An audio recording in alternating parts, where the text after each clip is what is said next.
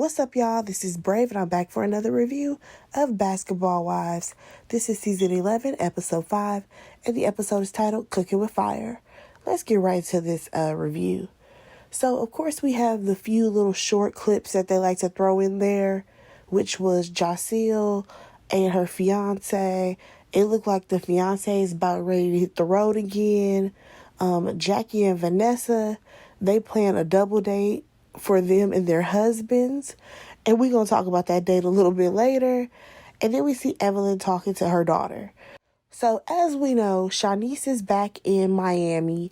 And Evelyn, she went to go celebrate her birthday. I think Shanice turned 30. And they went to go celebrate together. Whoop-de-doo, right? So they talk about the fact that Evelyn has been hanging out with Jen. So Shanice, she's like, well, why would you hang out with her when she basically called you an absentee mother? So it's very clear that Shanice, she don't like the fact that her mom is kicking it with Jen. But I'm just kind of like, listen, your mama is on this show. She's trying to continue a check. And at the end of the day, like, she has to make bygones be bygones at some point with Jennifer, because Jennifer is still on the show as well. And the drama between them is so old at this point, it doesn't make sense for Evelyn to hold on to that.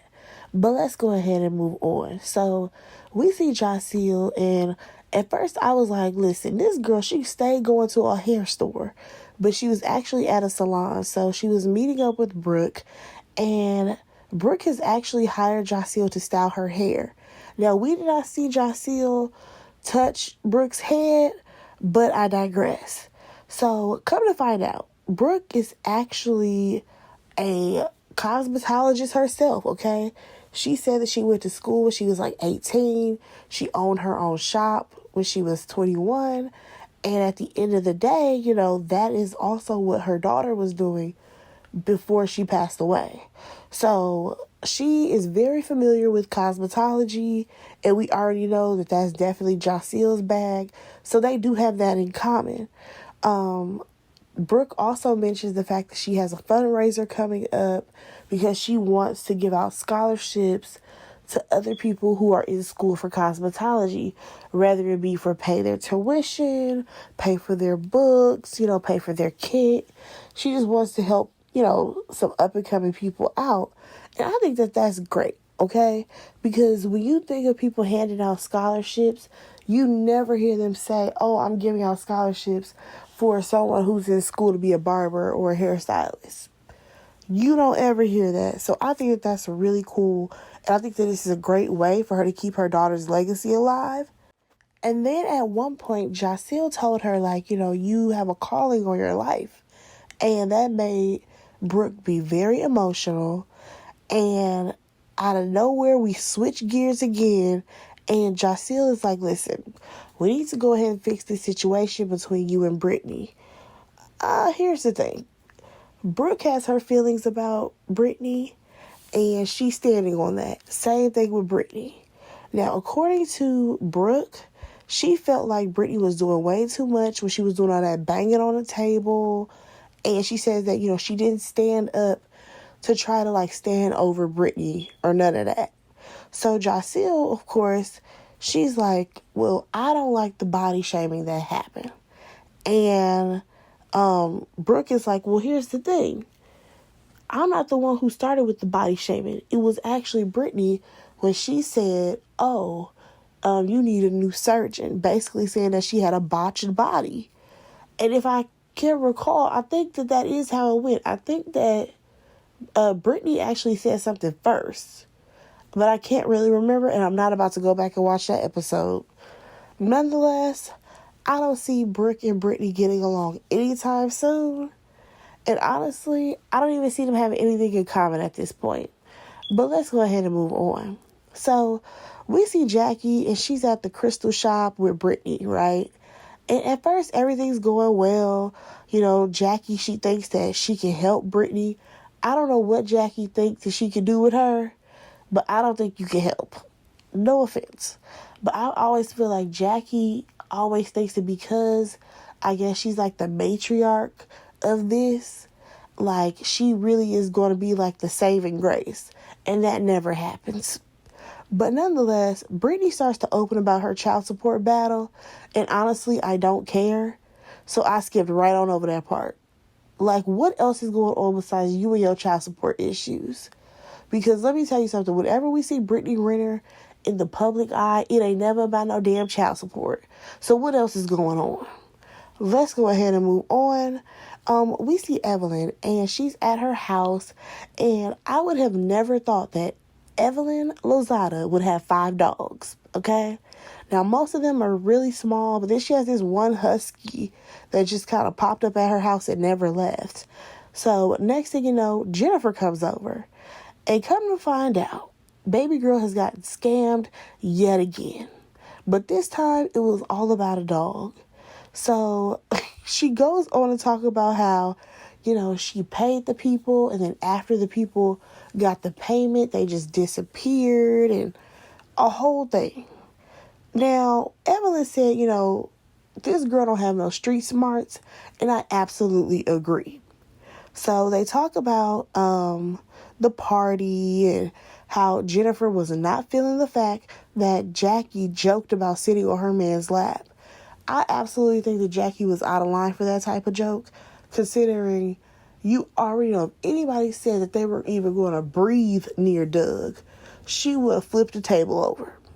So I don't even understand why she tried to play with Jennifer like that. Now, one thing I will say that while watching that scene, especially when they started to reminisce how they used to drink a lot back in the day and all of that stuff, like, it's good to see them back together. I'm not even going to hold you, because they did have a genuine friendship when the show first started. When we first got started with Basketball Wives, those two were actually friends. So to see them now having conversations again, it's pretty cool to see. I ain't even gonna lie. But let's go ahead and move on. So we actually see all the newbies, they go play a game of basketball. I mean, I don't even know if we can really call that basketball, because they were just throwing that ball in the air and it was never making it in the basket. Okay? Now, when Clayana shows up, they all go sit around and talk. Vanessa, oh my God, this one right here, she has the biggest blabbermouth, because they were like, oh, how was the event? Blah, blah, blah, blah, blah, what everybody thought about it. And she's like, well, Evelyn, she's not engaged anymore. She took her ring off. Ma'am, who told you to do that? Who told you to say that? Did Evelyn personally tell you that she's not engaged anymore? You weren't even over there in that scene. What is going on here, Vanessa? Vanessa is so worried about what everybody else got going on. She needs to go focus on her own marriage that's messed up right now.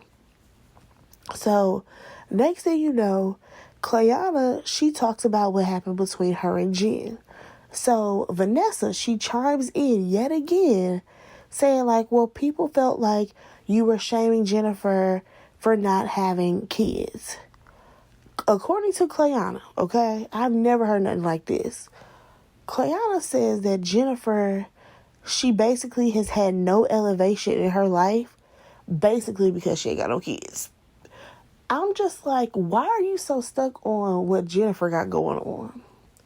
The whole point of you being on this show was so that you can showcase your life. Why are you so worried about Jen and harping on that? For me, Clayana was draining. Because you have Jacelle, she's trying to, say her perspective of everything that's going on. And she would not let Jacelle get a word in. She would not let Jacelle give her perspective. She's very rude. I just don't like Clayana. I really don't. So, of course, Jacelle, she goes on to talk about how, she met up with Brooke. And as she's trying to talk, it's very clear that Brittany and Clayana are not trying to hear Brooke's perspective of anything that had to do with that fight that went down. Clayana is standing 10 toes down with Brittany on this one, and it's evident. But let's go ahead and move on. So we see Jackie, Vanessa, and Evelyn. Jackie, first of all, they are meeting up so that way they can work out together.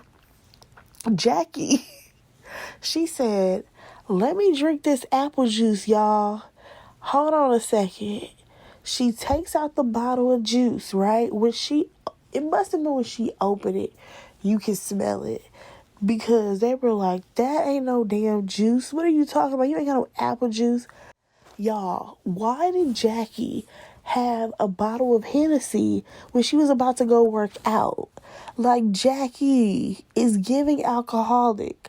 What's going on, sis? That's crazy. So, next thing you know, the ladies, they work out or whatever. And then they have a conversation about Jennifer and how, her and Evelyn, they're in a better place. But, with Shanice feeling some type of way, it puts Evelyn in a weird space. Now, my personal thoughts is, if Shanice feels such a way, she needs to go have a conversation with Jennifer. Because why are we treating Shanice as if she's a child? She's 30 years old, okay? She's 30 years old. Therefore, she should be able to have an adult conversation with Jennifer. Like, I understand that she's Evelyn's child, but she's no longer a child. But let's go ahead and move on. So, Evelyn, she gets to talking about how Jennifer has gotten scammed yet again. Now, Jackie is like, dang, like, she's like, magnetic to these scams. And I can't remember if it was her or it was Vanessa, or they could have tag teamed this idea that they think that Christian has something to do with it. They think that Christian is a part of the scam. I said, wow, they really think low of this guy. So, speaking of Jackie and Vanessa, we get to see that tacky double date that they decided to have with their husbands. Baby, Vanessa cannot come up in my kitchen. Absolutely not. It's very clear that she cannot cook at all. Jackie may know, bare minimum things, but Vanessa knows nothing. She tried to literally serve up some uncooked rice with hard, dirty potatoes and a rotisserie chicken. Girl, bye. Absolutely not. And then you have Jackie talking about she gonna put some cheese on that uncooked rice. I couldn't even be a good sport if I was those husbands. Nonetheless, they're in the kitchen, right? And Vanessa, she tells Jackie, she's like, I started an investigation on Jennifer's man, and I have a whole file on him. Girl, I'm going to send it to you. I'm sorry. You said that a little too nonchalantly. I feel like Vanessa probably has files on everybody on this damn show. I would not be surprised. So, nonetheless, she talks about how, this man, not only does he have 2 kids, he said he has 2 under 2. No, he also has a 13-year-old. He did 10 years in prison, all this stuff. And I'm just like, ma'am, you have way too much time on your hands. Like, she going on about how this man has changed his name, and then has the audacity to tell Jackie, yeah, don't worry, I'm going to send you the information. Baby, Jackie don't want no parts of that. Jackie likes for people to tell her the gossip. She don't need to see the evidence. So, this lady going on and on about all these things about Jennifer's man, baby, that led Jackie to having hot flashes. I said, not you leading Jackie to having the sweats. What is going on here? So, Jackie, she's like, listen, I don't send that to me, okay, number 1. Number 2, don't bring up any of this drama that's going on with any of these girls in front of Doug, because I don't bring that to him. We don't talk about that kind of stuff.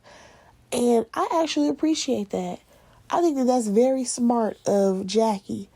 Don't sit up here and run and tell all this stupid stuff to your husband, because you know that none of the drama on this show even matters. So they actually present this nasty food to these husbands, and they were joking about it or whatever, but you could absolutely tell the husbands were not impressed at all. But let's go ahead and move on. We see Brooke, Evelyn, and Jackie. They meet up, and Jackie is planning a cooking class for all the ladies, and she wants everybody to come. I believe that, what's her name?